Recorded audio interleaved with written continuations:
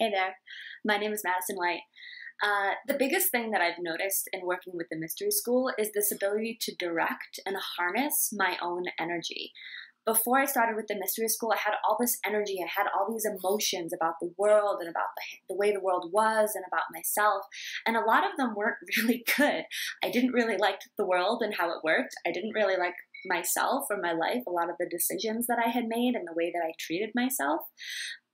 But since receiving life activation and Empower Thyself initiation, I've been able to take all of that creative energy within myself and be able to direct it and channel it towards things that I really wanted, both for myself and in the world, and been able to focus myself in order to make really positive changes in the world, and just continually be able to work on myself and better myself continually, because what else could you really want but to continually be a better version of yourself?